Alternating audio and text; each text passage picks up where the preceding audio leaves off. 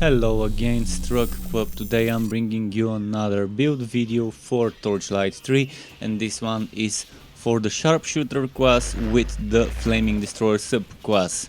This is Combustive Sharpshooter 2.0, so a rework and update of a previous build of mine, and it has been requested for me to make a recent Flaming Destroyer Sharpshooter, and this is it. I've been playing it during my streams every now and then, and it's a very fun setup now that some items are in the game and we can combine certain skills and synergize certain skills. And now that Revolt has been fixed to finally reset the cooldown of things like Scout's Bones, you can have some amazing fun times with this setup. It's flexible, you don't have to use it with Cloak of Flames like I do, you can use it with Blazing Pillar for example. But in general, you can kind of melt bosses when you use Imbue Relic, then activate your Relic stuff or dump your energy if you're using a different skill, then do Scout's Bones, Revolt, Scout's Bones, Revolt, Scout's Bones. Of course, before that, it's always advisable to do Shasta and Goose, and then just finish off the enemies with Explosive Arrow. It's pretty fun, it's pretty nice, and you also have a lot of mobility due to the due to tier 3 revolt, due to having 2 revolt stacks. That's like constant mobility. If you're not fighting, you can move around the map pretty quickly. It's generally very good DPS setup. And mind you, when I played this, when I recorded footage, I forgot to put pet skills. So all the footage you're seeing here is excluding any bonuses from my pet, such as crit chance or whatever that I could have used. I hope you enjoy playing this build as much as I do. I will be making some other Flaming Destroyer Sharpshooter builds eventually, probably maybe in a week, maybe in 2 weeks time. But if someone wants to see something else, let me know. But let's talk about the skills of this build first. And here we are at the skills segment, where I'm going to show you the skills I've taken and talk about why I've taken them and some alternative choices. In fact, I will show you how I respec 5 of the points in front of you. So first of all, let's talk about the precision side of things. We've got Explosive Arrow, which I've taken to level 8, but you might want to take it to level 10 plus 2. For me, it's 8 plus 2, which still gives me the tier 3 level 10 bonus, but if you want extra damage, which we'll show you in a moment how I do it, you can get 2 more levels into this. Now, why we've taken this, I don't think I need to say it, but this is our major DPS source. Explosive Arrow, snipe shots, it has the longest range. I mean, not the longest range, there's things that probably can reach further, but I don't think this has some sort of a limit. If you can see it on the screen, it's gonna reach it. I think that's kind of how it is. And it's amazing, it is amazing. And the tier 2 bonus is also pretty decent, because I see it proccing every now and then, even though it's only 5% chance. And combining that with the Herman's Masterwork is amazing. Onslaught is here for damage to relic skills. We've got a lot of relic stuff leveled up, which you're gonna see in a moment. That's why I think this is great.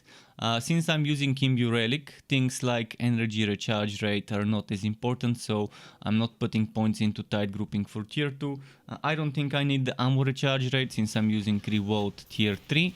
And this little bit of healing, it's optional. You could invest 4 points into Heartseeker if you need the healing. And this one, we're not using basic attacks until they get fixed properly to benefit from things like this, the bonus damage to basic attacks. Eventually I will make a build with Explosive Arrow, and the Explosive Arrow tier 3 bonus and the tier 2 bonus of Scatter Shot and some other things, but for now I'm gonna wait until they fix the basic attack bonus affixes. Moving on to the adventurer side of things, a must-have for any sharpshooter build is Loyal Shasta tier 2. And since you are already investing into Loyal Shasta tier 2, you might as well use her to taunt. There are alternative choices if you don't like using Shasta for the taunting and you just want the increased damage to taunted enemies, you can taunt with tier 3 Ghost Visage. But tier 3 Ghost Visage, it's a big investment. Does one really need that investment where you can just get tier 2 Loyal Shasta and use Loyal Shasta? But if you really must sacrifice the Loyal Shasta skill and have an extra skill slot on your skill bar for more item granted skills and things like that, then the alternative choice is tier 3 Ghost Visage, so you can taunt with those. This taunts for 2 seconds and Shasta taunts for 8 seconds, so you can see why I don't think this is great, but this with reload could be pretty nice. So you can keep spamming, but I still prefer taunting for a longer duration instead of using the taunt more often. So I summon Shasta and then I know for the next... actually, she taunts every 8 seconds. She taunts every 8 seconds. It doesn't say for how long she taunts, but I think it's pretty long, like 4, 5, 6 seconds or so. So now another thing that I'm taking for this build, and it's pretty nice, is the Sharpshooter skills cooldowns. This unfortunately doesn't affect movement skills. I'm not sure whether movement skills are intended to work that way, where their charge doesn't get affected, but it's with any class in such a way where movement skills don't get affected by the cooldown reduction from the passives, which they used to before. So tier 2 sacrifice to Goose, not just for the tier 1 vulnerability bonus, but for the cooldown. If you think you don't need that cooldown, then sure, okay, take only tier 1. Now we're moving on to another major fun part of the build, Scout's Bones maxed out to tier 3, and if you want you can even rework it to be level 10 plus 2 instead of 8 plus 2 if you think you want more damage for it. I don't use it for its direct damage, I use it for what you're about to see now. I can use Scout's Bones, reload, Scout's Bones, reload, Scout's Bones. Which you can see it's proccing a lot of things with all the projectiles. That's why I use it. So now that we've talked about all those things here, let's talk about the relic side of things. And as I mentioned, I will be respecing something. I will be removing those 5 points here because they're left over from before I had the full set of a Frostwall and North Mace. When I only used the Frostwall, it was in my legendary when I was using the Herman's Masterwork Bow. And I did need that extra energy generation, but now I no longer need the energy generation, so I'm gonna remove those points. But before we do that, let's talk about why we take the other things and some of the alternatives. Cloak of Flames I'm taking for the 25% damage and for the evasion. See, I don't rely on this to be within range of the enemies to burn them. Yeah, it releases fireballs randomly around you and dealing the skill's current weapon damage, as you can see over here. So there's those fireballs see, it needs to be within range for those fireballs to do something. But in general, if you don't like this, if you don't like the idea of standing far from the enemies and just using this for the buff, for the evasion and damage buff, I would suggest go Blazing Pure then. Yeah, you're gonna lose 25% damage all the time, you're gonna lose 10% evasion all the time, but that would mean you would be able to use Summoning Smash more, and then in that case you might want to even max out Summoning Smash by removing some points from other places. So Blazing Pure 10 points is an alternative to Cloak of Flames 10 points. It's just based on what your playstyle is. It's not like must be this skill to make the build work, it's flexible. This one is a must-have in my opinion, and tier 1 Summoning Smash combined with this one gives us extra procs, and then this one some more procs that we can trigger. And then Ignition Source is good if you don't have chance to burn in your weapon or in your shield, which I tried to get but I failed, I got bleeding. If you don't have it anywhere, it doesn't have to be shield here by the way, you can equip the Lil General if you want, and then swap the Frostwall if you want more damage, if you get a very good road Lil General. But make sure you're wearing, I'm gonna talk more about the items, but wearing the Frostwall and one of those two items, the Glacier, or North Mace, it can be combined with the Lil General while you swap the Frostwall. So yeah, ignition source just to give me chance to burn, but ideally you would have a chance to burn on your gear somewhere. It could be a weapon, it could be the offhand, it could be both, or it could be like me, unfortunately neither. So now that we've talked about things like that, I want to mention quickly why summoning Smash tier 1. As I said, it's a proc. And it happens more than 4 seconds. I think this 4 seconds cooldown is misleading. The same way this one says 4 seconds, but I'm seeing it trigger much more often. Maybe it's 4 seconds on the same enemy, but I think even on the same enemy I've seen it trigger more than every 4 seconds. So those combine very well, and this gives us extra skill to use every now and then. And now I'm gonna show you a quick way of spending those Energizer points. The Energizer points are nice if you don't have Imbue Relic and you're having problems keeping 100% uptime of Cloak of Flames. So what I'm gonna do now is I'm gonna remove those 5 points, and then I'm gonna put them into Explosive Arrow. Max out Explosive Arrow, so now it's level 10 plus 2 and my damage became better. And then I will do this here so I can get the tier 2 bonus. And I think this is a very good way of doing it. Alternatively, you can put those 3 points into other places, but you're not gonna get as much. For example, you can put 2 points here and then 1 point wherever. You can put 3 points here, but I don't think that's important. And putting points here, it's only gonna give you cooldown. If you want that cooldown, sure, okay. Extra little bit of cooldown for revolt, not gonna hurt you, but I haven't tested to see if it would do it. But I think this is a very good optimized way of doing the skills. Alternatively, you can put from those 5 points, instead of putting 2 points into Explosive Arrow, you can put 4 points here and maybe 1 point into Explosive Arrow. And that's not a bad way to do it, getting 2 extra egos. Or you can put 4 points here for damage versus blinded, swallowed or stunned, and that's gonna give you damage to the relic skills as well, and that's not bad idea. Or if you want some extra survivability, you can even try and put some points into Imbue Flames, like 1 point or maybe 3 points. If you put 3 points there, again maybe 2 points into Explosive Arrow. There are ways to do it. There are ways to customize the setup to your liking. Now that we've talked about the skills, let's talk Legendarium. Before I talk about the Legendarium, keep in mind we need to wear 3 pieces of the Musketeer set.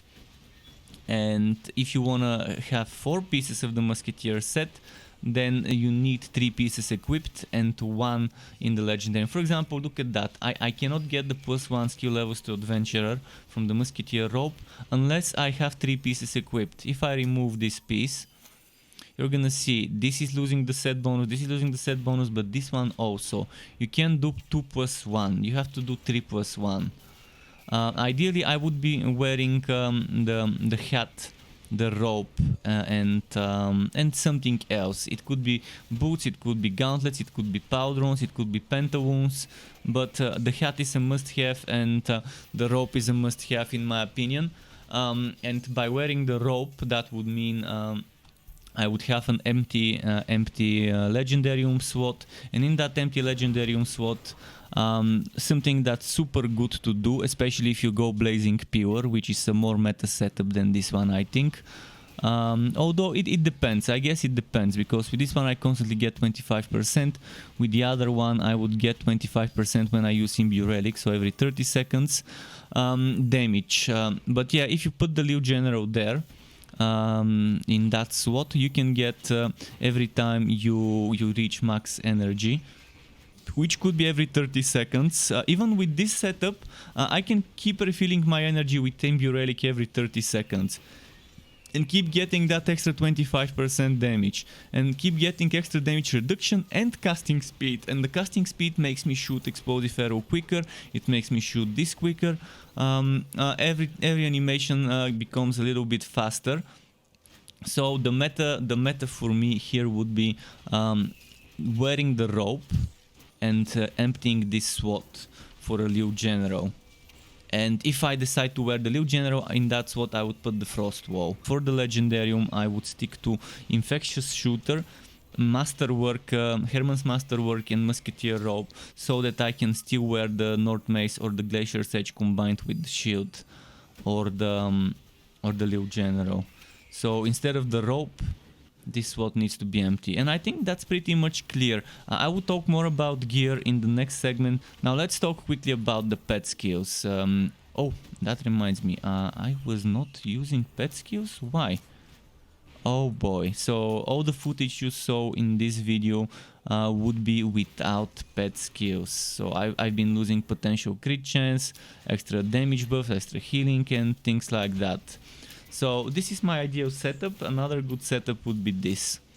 You can get a lot of crit chance for your... You can max out your crit chance to 40 with Ghost Visage for explosive arrow. You cannot get crit chance over 40, so even if this gives you more, it's not gonna guarantee you crits. You can't max it out to more than that. So yeah, this gives me 60% crit chance for my precision skills, but they still cap at 40. So keep that in mind. So if you think you're not gonna need that crit chance for the other things and you're gonna focus on explosive arrow, then maybe instead of the crit aura use deadlier, use defender or the movement speed or the block chance. Next, another thing that's good is zoomies. It stacks very well with stacking pet attack speed and reducing the cooldown of the pets with token of invigoration and rat neckband to heal you. So I think it's amazing. And it also makes it faster, so it's nice even if you're using some sort of a pet that needs to be close to the enemies. And then healing friendship is a must-have, but if you think you don't need the healing, sure, then remove it.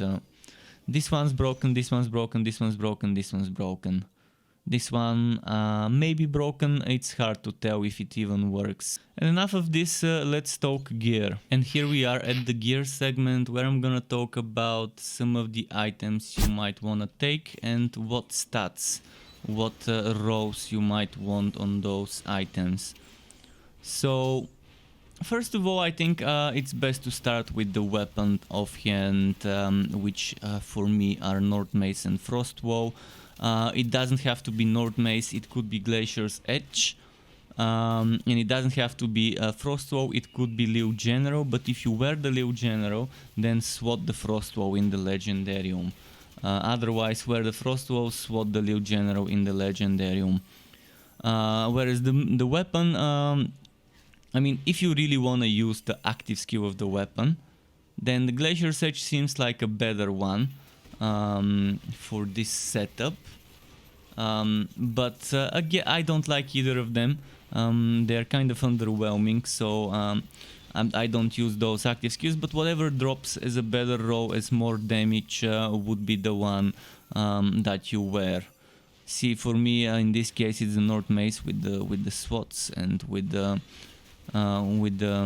other stuff that it gives me. So yeah. On the shield you would want some defense, some block chance, which you always get at the top, and then at the bottom more defenses or maybe more block chance won't be bad. I wouldn't go for chance to swallow. It's not bad, but I wouldn't like that. And then in the socket, ideally you would go for the elemental bonus and chance to burn. So disenchant and enchant until you get not this burn chance affixes, but the one that gives you chance to burn for X base damage for X seconds plus X% burn chance. This one at the top. So this is plus X% burn chance affixes, which just gives me 10% burn chance, but it doesn't give me that weapon damage, etc. thing. So ideally you would get this thing here on that line. So you can get that on a focus item as built-in, or you can roll it on a focus item from a socket, but on a shield it's only a socket affix.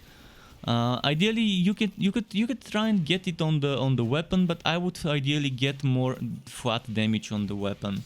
And this brings us to the flat damages, to the weapon rolls. On the weapon, obviously at the top you're gonna have flat damage. At the bottom, my suggestion is maybe go 2 times flat damage, 1 times burn, the one I talked about, or 2 times flat damage, 1 times crit damage, or 2 times flat damage, 1 time crit chance, or 2 times flat damage and plus 4 levels to explosive arrow, or 3 levels, plus X levels to explosive arrow. And then in the socket or sockets, depending whether they remove the challenge bonus or not with an upcoming update. But if it goes back to the balanced version of having 1 socket, in the socket you would want flat damage. If it's more than 1 socket, obviously as much flat damage as you can get. If you can get 2 times or 3 times flat damage, then flat damage and crit chance, flat damage and crit damage, those are fine rolls you can get there. Or even chance to burn might not be a bad option as well in one of the rolls if you really can't get them as many flat damage rolls to roll for you. Now that we've talked about those things, so if you're wearing Lil General, you can get flat damage on the Lil General, you can get relic energy generation, relic energy cost. Those are pretty nice. But if you're using Imbue Relic, you probably wouldn't want energy cost reduction, so you would drain the energy quicker, so you would generate summoning smash quicker, and you wouldn't need the relic energy generation because Imbue Relic already has that covered. But if you don't use it, it's really gonna help there. So now we're moving on to the DPS affixes from armor. Explosive arrow damage, the most important affix you can get on chest, shoulders and leg armor. I don't have it on my shoulders, I couldn't get lucky to get it, so I only wore a chest piece with that bonus and leg armor with that bonus. What else you can get on those pieces is this one can also give you crit damage. This one can also give you flat damage or crit damage. This one can also give you flat damage or crit chance. My preferred choices would be explosive arrow flat damage here, explosive arrow flat damage here, explosive arrow and crit damage here. On the helmet you can get crit chance, and you can get things like extra levels to explosive arrow, which would be amazing, or extra levels to another skill. You can also get things like armor again and things like that, but you don't need armor again. You've got tier 3 reload, you can reload as much as you need. You're not gonna need to get armor again from gear. So stacking defense and crit chance and maybe levels to explosive arrow would be the best for this one. Gear work is fine if you really want it, sure, it's not a bad option. On this one you can get duration to Cloak of Flames, but this might end up hurting the build.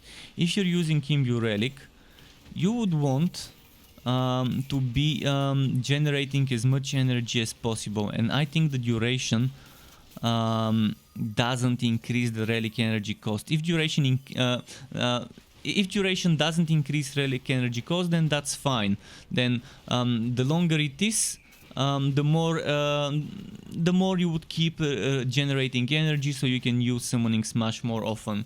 Although this build is not centered around smashing as much as possible, it's still a good way to try and do it. So if duration to Cloak of Flames makes it still take the same energy per second as it normally does, then that's fine. But if it reduces the energy cost, and for example, let's say 100% duration takes 100% energy and 120% duration still takes 100 energy, that means you're gonna be generating energy much slower, at a slower pace, and using summoning smash less often.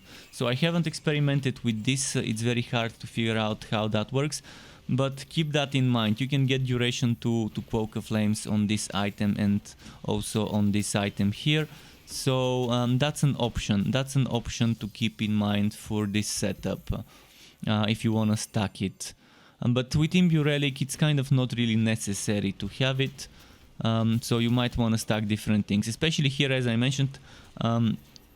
Crit damage is good. On boots you can get crit damage and you can get bonus percent elemental. You can also get bonus percent elemental here and here, but it's only good if you stack the bonus percent elemental of the same type here, here and here, and then in your weapon and maybe offhand you can get the same elemental. So for example, if I have ice damage here and then at the bottom instead of fire I have more ice and then more ice, and then I have more ice in the middle, and maybe I equip Lil General with some ice damage, then obviously using something with percent ice damage here won't be a bad choice, especially if I have flat damage ice here and flat damage ice here.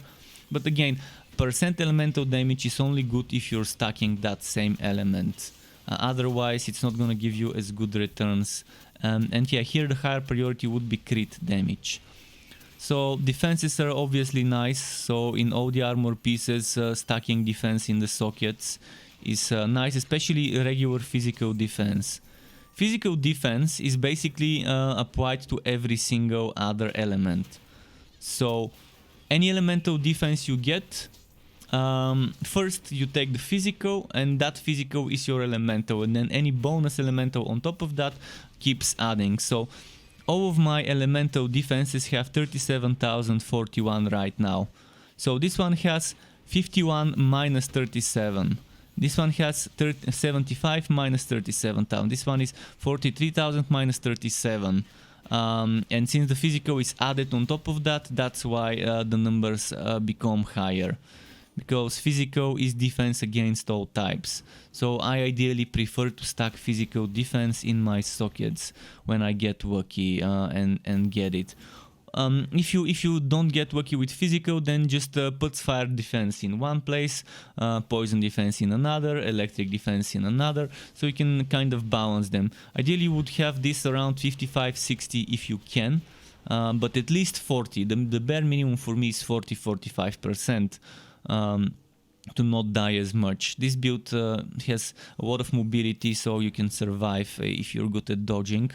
If your defenses suck. In fact, for a very long time I used to play this with 26% physical and was still kind of okay on ridiculous. Now let's talk sets. You want 3 pieces of the Musketeer set, and those 3 pieces need to be the head and the chest plus one more piece. And for that one more piece, I think the best thing to do would maybe be shoulders, because there's other good things you can put in the legs and the gauntlets and the boots. For the boots, you really want to wear Ancient Ember boots. For the gauntlets, I think Winterweave gauntlets are amazing for the survivability. For the shoulders, Winterweave shoulders are not a bad choice. But you don't need it. You have tier 3 revolt and you have Ghost Visage, that's enough mobility. But if you want it for the freezing, it's an okay choice.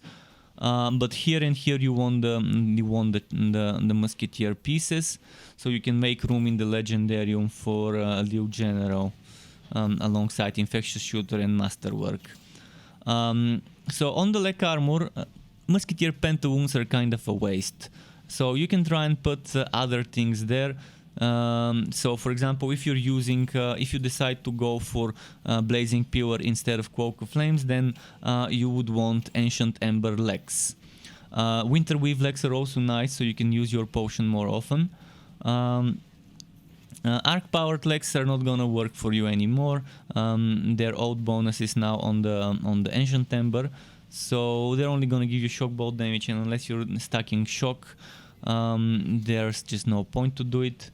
On the shoulders, alternative choices would be skittering shoulders for survivability, or arc powered shoulders, not bad, gives you a decent skill to use every now and then.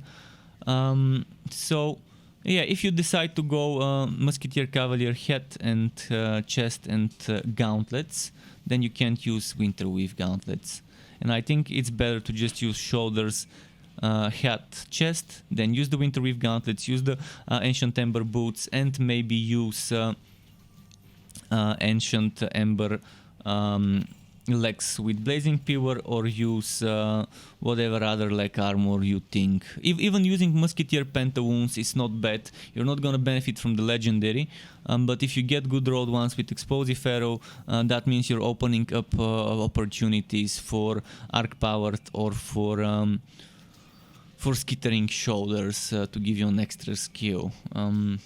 It's optional. Again, be flexible. The build is flexible, so use that flexibility. Now let's talk pet items. Drat neckband with token of rapid bartering with token of invigoration is my combo. I don't have token of invigoration on this one. The token of invigoration basically gives you chance to reset the pet cooldowns on pet hits. Since this also procs on pet hits to heal you, it's very good to stack pet attack speed. And as I mentioned, Zoomies really helps with this. Proccing Drat neckband and token of invigoration. Stacking pet attack speed and faster cooldown for pet active skills in the affixes in the middle is the meta for me, for the way I play the build.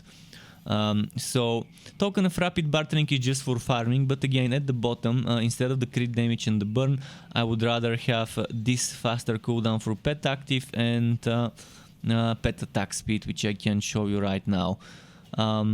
So this one and this one can get sockets with a faster cooldown for pet active. This one cannot get faster cooldown for pet active in the socket, so maybe block chance or whatever else in the socket. But in all three of them you would want attack speed and faster cooldown for pet active skills. Unless you go for some pet crit build, but that's a different kind of build there. And I think that pretty much sums up the gear. I might have missed some things, so maybe you might want to read the text version of the item. Of the build for the items and everything else. Let me just quickly show you. This is what the North Mace looks like. This is it. So you're looking for this this thing. The Glacier Sage looks as it does here, the iconic sword, and that pretty much is it. Next I'm gonna show you more gameplay footage and talk about my rotations. Here we are at the gameplay segment at the end of the video, where I'm gonna talk about my rotation and just show you more of the build in action. There are two ways to play this build. One of them is as I did with Cloak of Flames, and in that case the rotation, the most optimal rotation in my opinion, would be starting with Imbue Relic to get energy and trigger the Lil General if you have it, and keep in mind I didn't have the best item, so the Lil General was not in my setup. Then once you trigger that boost of DPS and defensive abilities, you go on and do Cloak of Flames, and then you do Shasta and Goose, and then you start with Scout's Bones, Reload, Scout's Bones, Reload, Scout's Bones, and maybe squeeze in a little Goose in between those extra, and then Explosive Arrow. But if you're doing Blazing Pure, it's slightly different. You would want to do Shasta and Goose before certain things. So I would start with Shasta, Goose, Imbue Relic, then Blazing Pure, then Scout's Bones Reload, Scout's Bones Reload, Scout's Bones, and Explosive Arrow. So that's two versions of rotations regarding how to do it depending on what skills you've taken. I really hope that those rotations help some of you out there and you enjoy the build as much as I do. To get notified when I upload more content for this game or other games like this one, which would be wooters of all varieties, isometric, third-person ARPGs, wooter shooters, and all sorts of wooters like that, you could subscribe to my channel and hit that bell button to not miss out on my content updates. And optionally, you can even join as a member of the Struck Club on YouTube as a channel member to get access to exclusive perks such as special emotes custom made by me, special badges custom made by me that represents how many months you have been a member for, as well as opt-in of editing tutorials that I can give for Photoshop, Adobe Premiere, as well as shoutouts and things like that. And I would like to use this part of the video to thank all my YouTube members and Twitch subscribers. Thank you for supporting the channel and keeping me going. Thank you also for watching this video, everyone. Keep it cool, Struck Up. Until next time, and goodbye.